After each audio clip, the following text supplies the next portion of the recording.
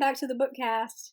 I am D.L. White, Atlanta-based author of romantic fiction featuring Black men and women, and the Bookcast is my audio platform for reading short works and my new release, The Never List. And we are at episode 12, I believe, reading the last two chapters. We have actually the last chapter of the book and a sweet, sweet epilogue, which I'm really excited to get to.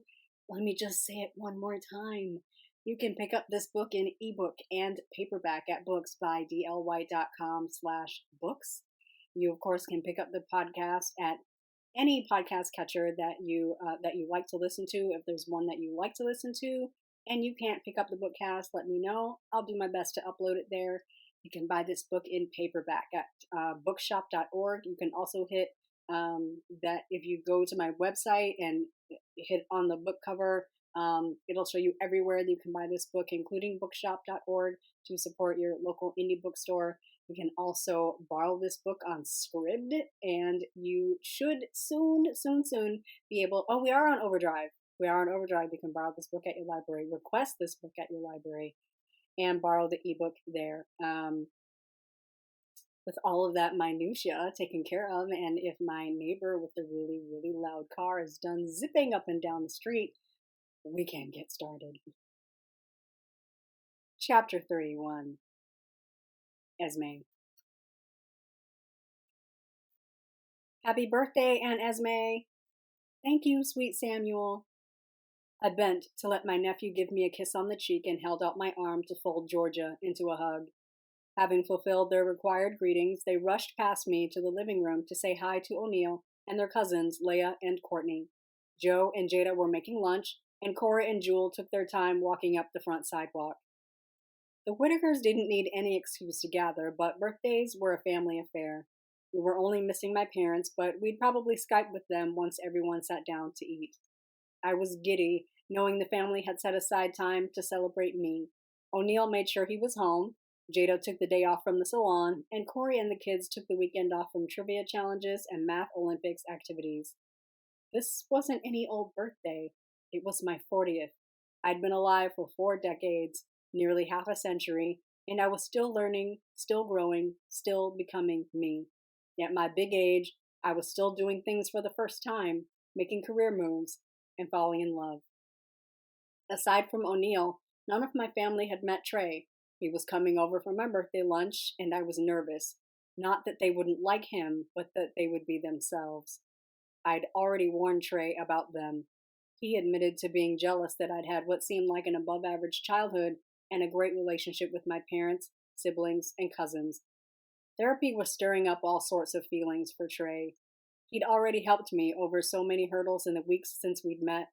The least that I could do was lay next to him in a dewy, post-coital heap and listen to him process the thoughts that kept him awake at night.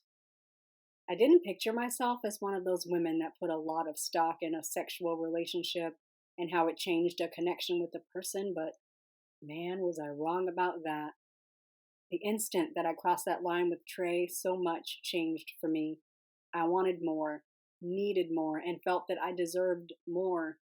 And right there with me was a man willing to give me more. I wouldn't be true to myself if I didn't give him a chance to give me more. Jewel and Corey had just made it into the house when Trey's Acadia pulled into the driveway behind Corey's Jeep. I rushed out of the front door and down the sidewalk and shot my arms up and out to pull him into a hug. He was casually sexy in a pair of dark, relaxed fit jeans and a long-sleeved t-shirt since autumn had officially arrived in Atlanta, and the air carried a crispness to it. He'd shown up the night before with a cut and a nice beard trim. Now he had a fresh face and appeared well-rested, though I knew full well that he was not. Neither was I. "Hey, girl," he said, his mouth muffled against my shoulder, squeezing me as I squeezed him back. He lifted his head, and I turned mine. Our lips met in a long, sweet kiss that left both of us groaning. I finally pulled back, smoothing my arms down the soft cotton of his shirt until I felt his hands in mine. "Hi, it's good to see you. Back at you." He brushed a thumb across my cheek, then leaned in for another kiss. "It's almost like I didn't just leave here a few hours ago." I giggled aloud at us earlier that morning, trying to get in a few minutes of what we thought was quiet sex before he had to leave to meet his parents and sister for breakfast. After I walked him to the door, I went back upstairs to find O'Neill standing in the middle of the hall, pulling earbuds from his ears. "Look here, cousin," said O'Neill, his voice gritty from sleep. "I need some kind of warning if y'all are gonna fuck like sailors on shore leave before sunrise." "You know what, O'Neill? I have a lot of time to make up for. If Trey's vehicle is in the driveway, we're gonna fuck like sailors on shore leave whenever we like." I marched past him into my bedroom and shut the door in his face. "Are you ready for this?" I asked Trey. "I've already met O'Neill. How much worse could they be?" "It's O'Neill times 4. They literally have no chill. I want you to know that you're a big, strong man and you can take it." Trey dropped an arm over my shoulder and began walking up the driveway with me. "I think I'll be okay."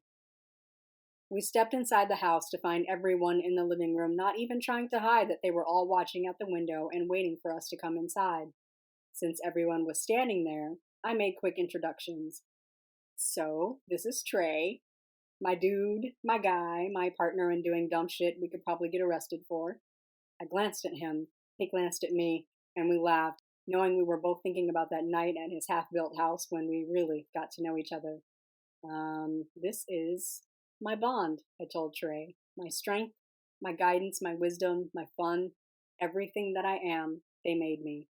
I mean, my parents gave me life and whatever, but my sisters and O'Neill are my heart." Trey got long, tight hugs from my sisters, daps from the kids, and a head nod from O'Neill. Joe and Corey came forward to give Trey strong handshakes and slaps on the back. "What about your brothers-in-law? We're not your heart?" Joe's long, thin face bore a constant, serious affect, but I saw the mirth in his eyes. He worshipped the ground my sister walked on, and I loved him for it. "The brothers I never had." "You said I was a brother you never had," O'Neill grumbled. Jules started waving us all into the dining room. Lunch smelled delicious. Grilled herb and garlic salmon, lump crab cakes, and crispy, lemony vegetables with cheesecake for dessert was my request, and I was ready to eat. "Come on, y'all, before we start fighting about who Esme loves more. I don't really want to go up against Trey on this one." A few hours later, we all found a spot to recover from having eaten every piece of food available on the table. Joe was magic in the kitchen and had handled most of the meal himself. Jada made the crab cakes, and Jewel brought dessert. In the middle of the meal, we stopped to Skype our parents in Palm Springs. Trey met them digitally, but promised to meet them properly when they returned to Atlanta before Christmas. "When do we tell Aunt Esme about the surprise?" Courtney, who was on his second serving of cheesecake, blurted as he walked out of the kitchen. "Boy, I told you to hush," yelled Jada. No, Courtney should say more. What surprise?" Trey sat up. I'd been leaning against him, tucked into a corner of the couch while we watched an old episode of Bernie Mac on Def Comedy Jam. O'Neill lowered the volume on the TV. "I guess that's my cue." "What's your cue?" "What surprise?" "First of all, baby, I lied to you." I sat upright, fully upright, on the edge of the couch. "When? About what?" "I've met your family. Your sisters, at least. Don't you recognize Jada's skills on my hair? My beard?" He leaned over to let me look, like I cared about his hair at a time like this. "Somebody better say something to me. What are y'all talking about?" "I went to Jada's shop about a week after we got back from Myrtle Beach. I wanted to meet her, but I didn't think you were ready to introduce us. I asked her not to tell you that I stopped by, but I wanted to set up a meet with me, her, and Jewel." My eyes narrowed as I bounced my eyes from Trey to Jada and back. "Uh-huh. Anyway, we all met last night to talk about, well, today." "Oh, so lunch and everything?" "Yes, lunch with everyone that loves you, including your parents. But we have another surprise for you. Can't tell you what it is, but do you trust me?" "Oh, hell no." After an hour and a half of driving, Trey exited onto a service road that wound up into the Tennessee mountains, and after a few miles on that road, followed by my sisters and their families and their vehicles behind us, Trey turned into the parking lot of a small ramshackle building set in the middle of nowhere. I wasn't so much concerned about the building, but the sign that loomed over it filled me with fear. Adventuresome, balloon ride, bungee jumping, zip lining. What do you mean, hell no? Exactly what the fuck I said, Trey. Hell no. After all of those things you crossed off of your list, you're gonna punk out on this? Are you serious? I rode an elevator to the roof. I jumped over kid lasers. You also flew in an airplane and rode a Ferris wheel. Which of these insane daredevil activities did you sign me up for without asking? Bungee jumping. The one thing I always ask you not to set up. I am not in the mood for this. As you said you trusted me. This is going to be like all the other things we did together. It's going to be like getting on the Ferris wheel and dancing on the roof and swimming in the ocean and riding on a sailboat and petting a cute baby goat. Except it's not, I shot back. Except this one is actually extreme and dangerous and legitimately scary.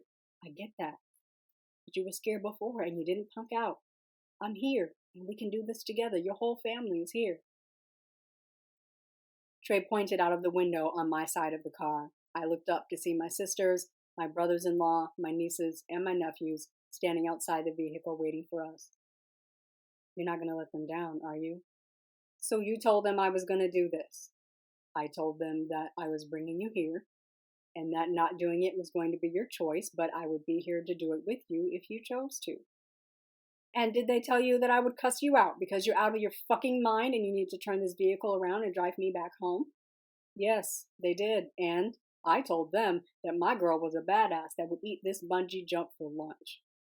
I glared. How dare you bring up badass Esme when you want me to do some fuck shit like jump off a bridge? You know what, Ez? Remember when we went for breakfast and I asked you about your list and you said that you were going to finish with or without me? Back when you didn't encourage me to jump off a bridge? I got a little twinge in my chest when you said with or without me. I felt a way about you doing something that terrifies you or gives you a second thought without somebody there to support you, hype you up, tell you that you can do this shit, somebody by your side to show you that I care about you and that I'm always going to be here for you. So you brought me here to do a thing I would never do. Trey reached across the console for my hand. For some reason, I let him weave his fingers between mine instead of reaching for the steering wheel to drive me home. You haven't finished your list, as he said, his tone much softer than before. Number 3 on your never list was be daring. You remember? Would you really never let us be joined together, step out there together, jump together? Never? I had hoped that he wouldn't notice I had one last adventure to complete. I had already accomplished so much above and beyond the list. It was no longer meaningful to me, so much so that I'd already put it in a scrapbook where I'd probably not see it again. Trey, Ez, I'm doing this. Your family is doing this. Are you going to sit in this truck and watch us do it? Or are you going to put away everything you were afraid of? Let us surround and support you. Step out with us and conquer this one little thing. I fully resent you calling it this one little thing. It is literally jumping off a bridge. With me. You want us to die together then? Baby, I've got you. Have I not had you this whole time? Everything on your list that you've had to do, I've helped you, right? I almost laughed out loud. I knew what he thought he was doing, planning this event and inviting my family, knowing that I'd probably work up the nerve to just do this. Was I actually thinking about it? Sneaky motherfucker. I know you're scared, baby. Actually, I know you're terrified. Your sisters said you would probably punch me in the forehead, and I'm not a huge fan of jumping off a bridge, but why don't we both be brave and give it a try? Why don't we walk up there and check it out? Why don't we let them strap us into the tandem harness? Why don't we keep putting one foot in front of the other? Because we're both scared as shit, but life after will be so much better than it was before the jump. I'd been fuming, staring hard out of the windshield, but something caught my attention. I rolled my head in his direction. Tandem harness? We really go together. I don't want to do this without you. I don't want you to do this without me. We aren't talking about bungee jumping right now, are we? He shrugged. We could be talking about several things, Esme, but let's handle one thing at a time. I'm getting out. In about 5 minutes, we're headed to the bridge. I'll let you decide if you're coming or not. Trey pulled the latch to his door and stepped out. The door thumped closed behind him. I watched him walk around the front of the vehicle and greet my family. I sat in the stuffy vehicle, watching him get along so easily and effortlessly with the people that I loved that loved me back. And I could admit to myself now that Trey belonged in that group. I sucked in a deep breath, my chest barreling with the intake to my lungs. Trembling, I reached for the latch, but the door popped open before I even touched it. Trey held out a hand. You coming? Yes, I'm coming, I answered with a thick tongue to loud, rowdy cheers. I let Trey help me from the truck. The door slammed shut behind me, and then we were walking hand in hand toward the entrance to check in. Was I terrified? Absolutely. Did I think any of these people around me, behind me, would let me fail? Absolutely not. Trey and I stood on the edge of a bridge that overlooked a lake of still water. Toe to toe, we faced each other, strapped tightly into a tandem body harness. Our jump master passed back and forth, giving instructions, checking each team's harness, and collecting the waivers we had to sign before jumping. Now, he gave last-minute instructions. Lead with your head. Your head should be the first thing that leaves the platform. Those of you in a tandem harness, make sure you hold tight to each other to stay out of the way of the cord and the carabiners. Tuck your chin in and your head down until you have reached the bottom and begin to bounce back up. When your jump is complete, hang tight. He paused to chuckle. We will pull you back up to the bridge. At that point, you can jump again if you like. Some of our customers like to try one facing front and then one jumping backward. I'm only doing this shit once, I muttered. Bet, he shot back. This is some one and done type of shit. He bent so that he could rest his forehead on mine. You good? Yeah. You? I'm good if you're good. Feel like you might beat my ass after this, though. If we live, I might. I laughed and tipped my lips up to meet his. Trey, before we jump off of this bridge together, don't make it sound so dramatic, Ez. I have to make it worth crossing off the list. Hush, I have something to say. Always. Anyway, I set out to cross 10 items off of the list before I turned 40. 7 of them were silly. 1 of them I had every intention of skipping. I rolled my eyes up at Trey. He had the good sense to wince, then smile. 2 of them were things I really wanted, but I honestly never thought I'd even get close. You took on my list like it was yours and made sure I never had to do any of those things alone, even the easy ones. I flew in an airplane. I quit a job I hate. I have an amazing sex life. Trey's head bobbed side to side. Mine's pretty good too. I'm turning 40 tomorrow. I made it. We made it. We crossed off every item. Sure did. Including number 1. Trey's grin spread across his face like wildfire. Yeah? I returned his smile just as wide, just as bright. Yeah. I love you, Trey. You already knew that, though. I was scared because it's early. It's not, he said. I almost cried, watching his eyes gloss over. You said by your 40th birthday, and here we are. It's right on time. I love you, too. You do? Woman, yeah. I've been in love with you since you chose me to share something so deeply personal and then didn't want to share it with anybody else. I want to be the only person to share that with you. And I can't wait to find more absolutely terrifying shit for us to do together. Can we make this the last time we jump off a bridge? We can definitely make that a rule. But, what do you say we get this over with? I nodded, then closed my eyes and tucked my head into his chest. I tightened my arms around him and stepped even closer. Trey's arms closed and locked around me. I heard his voice in my ear and fought back the trembles that wanted to climb up my legs. I was with Trey and my family. They would never let anything happen to me. I loved them. I loved him. I was safe. Okay, baby. Here we go. 3, 2. With a sudden jerk, Trey shoved us off of the bridge, and then it didn't even feel like a free fall.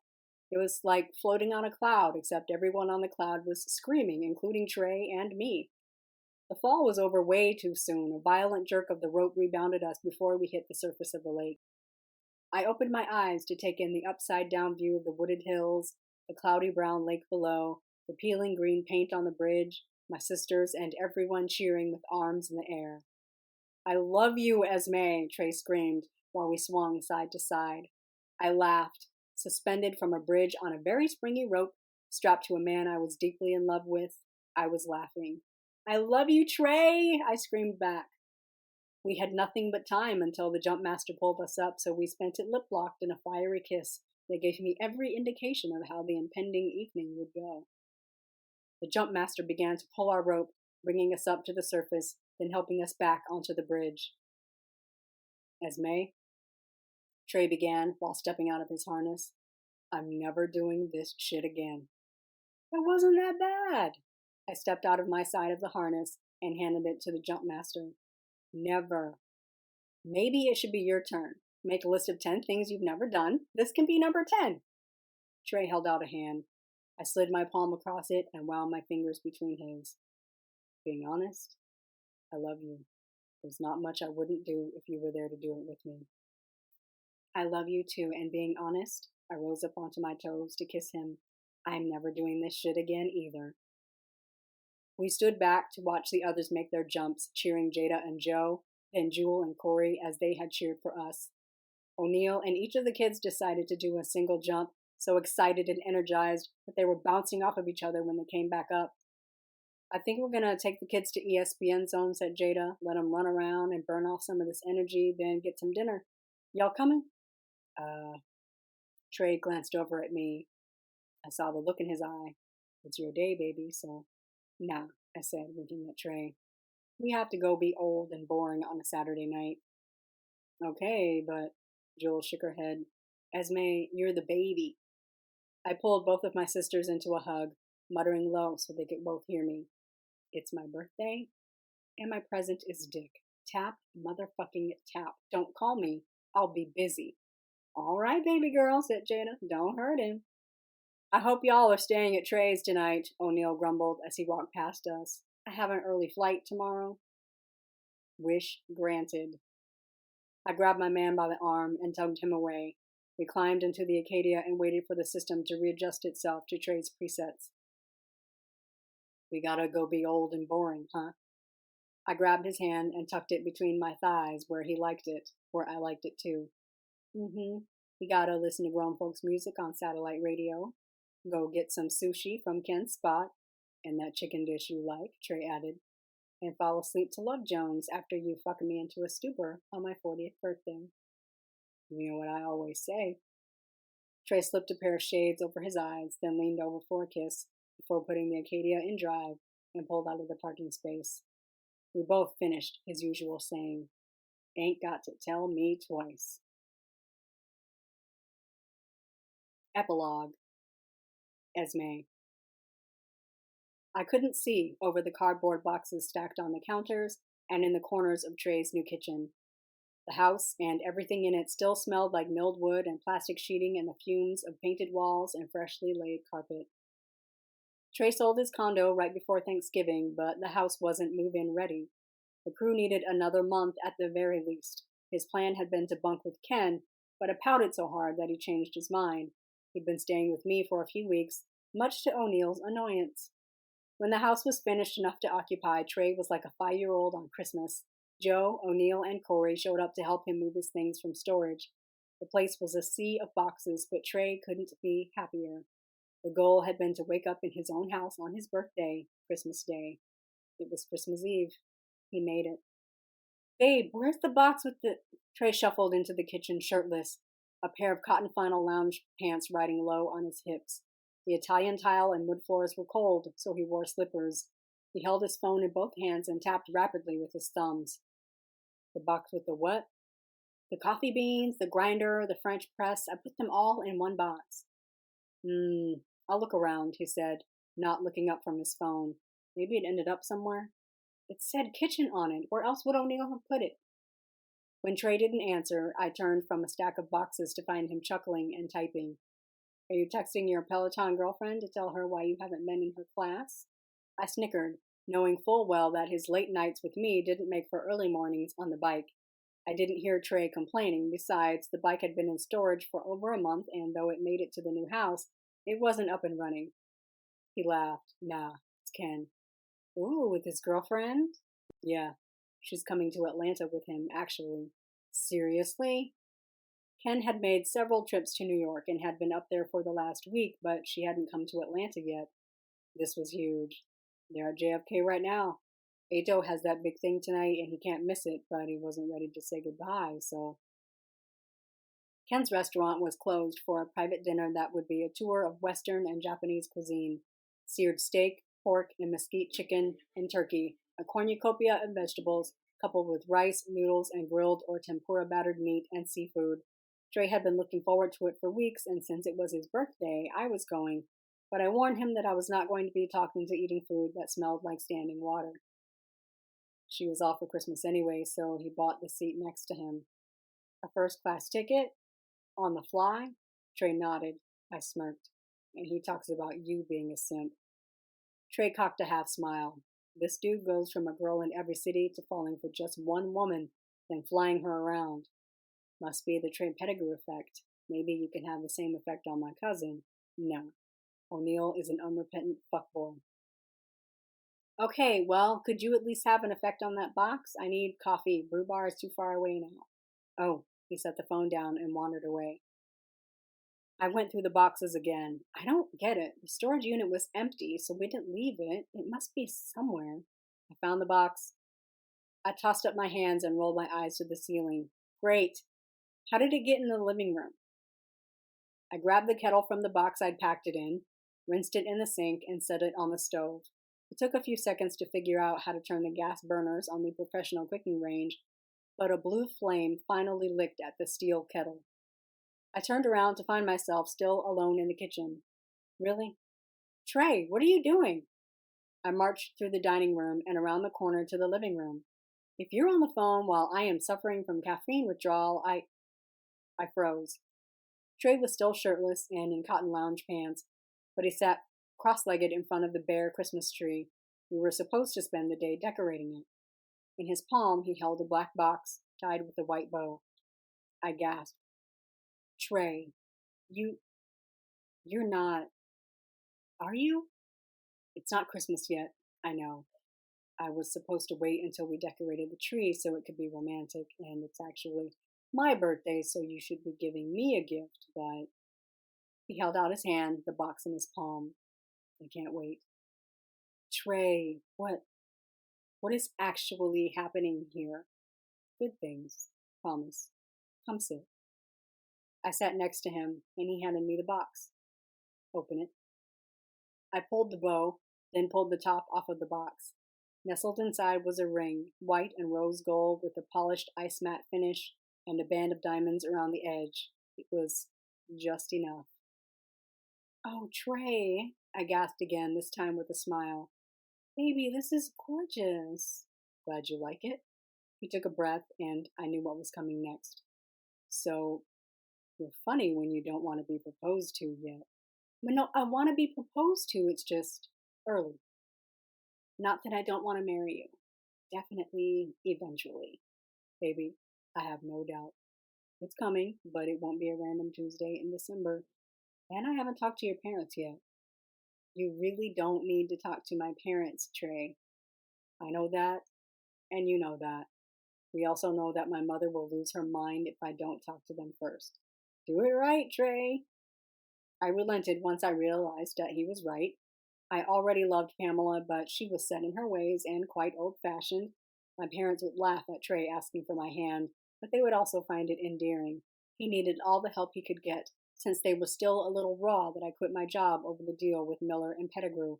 Never mind that my new job was much more rewarding. I just barely met them, and now I want their daughter to be my wife? He shook his head. I still wanted to get you something nice for Christmas, though, something that twinkles and glistens in the light. I smiled because now I knew engagement was imminent. The anticipation of when he would ask me was going to kill me. He gestured to the ring still in the box. You like it? Jada said you'd like it, so if you don't...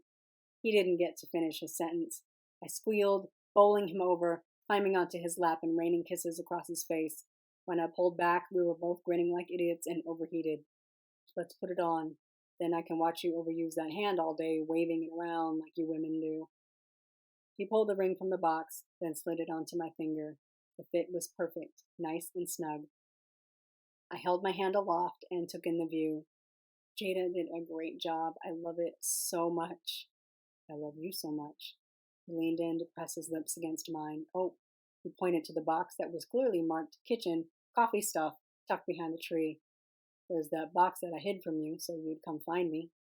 Oh, thank God, I said, as the kettle began to whistle. I climbed off of his lap. I'll make the coffee. You can watch this ring twinkle and glisten in the light. Trey followed me to the kitchen, then set the box on the counter and unpacked it. I took the press and set it on the counter. He pulled out a few bags of beans and the grinder, already measuring enough for both of us to have coffee. I poured hot water into the carafe and attached the lid. I had to wait for the coffee to brew before pressing the plunger anyway, so I turned, leaning a hip against the counter. Trey did the same across the kitchen, crossing one leg over the other. Well, O'Neill, y'all are fucking too loud. Whitaker will be happy that you'll be living here eventually. I giggled. I think he regrets telling me that I should check you out. O'Neill wanted you to check me out? That night when you brought my wallet to me and I ran you off? After I said you had to stick up your ass? He clicked his tongue and glanced, wistful, into the chandelier. That was such a romantic night for us. Something about how I reacted to you. He knew. Everybody knew. They kept working at it until I saw it too, and then I couldn't stop thinking about you. Girl, same. He shuffled across the kitchen to stand in front of me, slid his arms around me. Now, here we are. Here we are, I said to him, tipping my face up for a soft, lingering kiss. So, about when will we be where we are? Where we are being this house. I laughed. When am I moving in? You don't want to live in your own house by yourself for a while? His face folded in utter disgust. No. We've spent every night together for the past 3 months. I've been living with you for the past 3 weeks. Hell no. I do not want to live here by myself for a while. I want my girl here with me. I need badass Esme here. You know I like it when you call me that. Trey shrugged his shoulders. I won't push, but I had a key made. It's at the bottom of that box the ring was in. Use it when you're ready, but as far as I'm concerned, this place is ours. I had to close my eyes and breathe, otherwise I'd cry. I will go pack my shit right now. I'm serious. He laughed, then leaned in for a kiss and stepped back. Let's have coffee first. I slid 2 mugs over to him so he could pour, then carried them to the island. Trey settled onto the high bar stool next to me. They'd been delivered the day before, so new that we hadn't even taken the plastic off of them yet. I sipped from my mug, shuddering at the strong blend.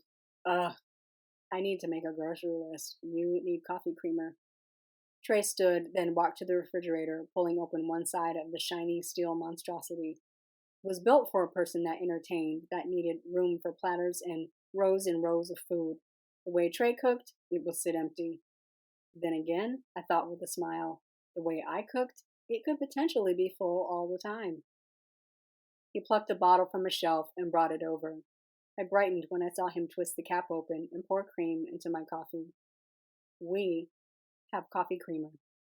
Trey caught my eye, holding my gaze for several beats before recapping the container and walking it back to the refrigerator. Thank you, baby.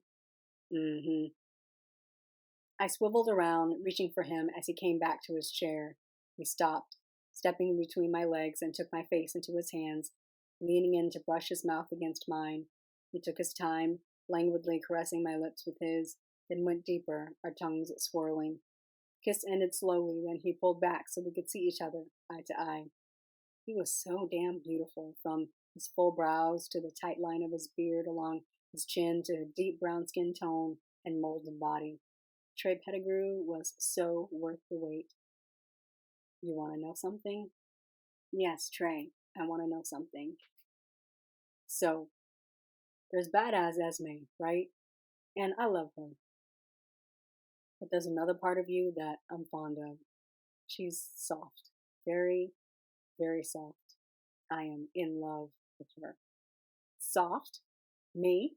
He moved his hands down my neck, across my shoulder, down my chest to palm the heft of my breast through the cotton nightshirt that I'd slept in. He leaned in to kiss me again, whispering, "These are soft," against my lips. He moved lower, rubbing his hands over the span of my hips and across my thighs. "These?" He chuckled, his head nodding appreciatively. "Yeah, these are real soft. I love these. They're almost my favorite part of you. Almost." He smoothed his hands up my thighs, pushing my nightshirt up, then pulled, scooting me to the edge of the chair. I leaned back, clutching the edge for balance, letting him push my legs open further. Trey was already pulling the band of his pants down when he moved in closer and bent over me, possessing my mouth and my pussy. He lifted my legs and hooked them over his arms. I locked them around him, holding him in position while he thrust into me with hard, fast, deep strokes. "Shit, baby," he ground out, his jaw clenched with the effort to maintain control. "You are so soft for me. I love all your soft parts." "Yes." A long, needy moan curled from him. He alternated between sweet, whispery kisses and nibbles that almost hurt, moving across my shoulder and neck. I began a grinding circle to match his strokes. With his moans as a gauge, I sped up my movements, taking us higher until my head rocked back and my body pulsed. "Oh my shit, that's good. So good. Right there." "Yeah. You glad you waited for me?" I laughed. "I didn't wait for you, Trey." "Sure you did," he replied, grinning down at me while not missing a stroke. "I came along and it was over for all them bros." "Trey." I wanted to laugh, but I wanted to come more. Please fuck me." "You close?" "I want to watch." I wrapped an arm around Trey and clung to him, smiling at our rhythmic moans and hunches of his body against mine until he was still. "Shit," he panted, pulling out after a few quiet seconds. He helped me rebalance so I didn't fall off the chair. "What was that?" "Really?" I grinned. "You know what that was." And it was sexy as fuck. I'm glad we left the plastic on the chairs. We should leave it on until we have christened every room in this house. He let out a salacious grunt, pulled up his pants, and bent to kiss me. "I like the way you think." "I love you, Trey. I'm excited to live here with you, and to definitely, eventually marry you." "Love you too, Esme." I sighed, stretching my limbs before I cramped up. "I'll warm up our coffee. We need to decorate your tree." "Our tree?" "Our tree," I corrected with a smile.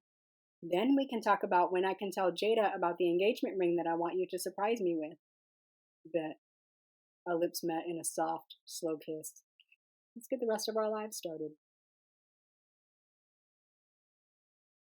Thank you so much for joining me for the reading of The Never List by D.L. White. It has been a journey from the beginning and really clunky audio and having to record on my phone and then getting my mic to work and editing and uploading and having to re-upload because I uploaded unedited audio. Wow. So I can now say that I am experienced in podcasting, and so here's hoping that future projects will sound better, that I'll be able to read them better, that you will get more from these episodes. I'm truly looking forward to taking a little break and writing my holiday short. Again, it's going to be called Still I Rise. I don't know if I told you that on the last episode, but it's going to be called Still I Rise, and we're going back to Potter Lake, and I'm very excited about that.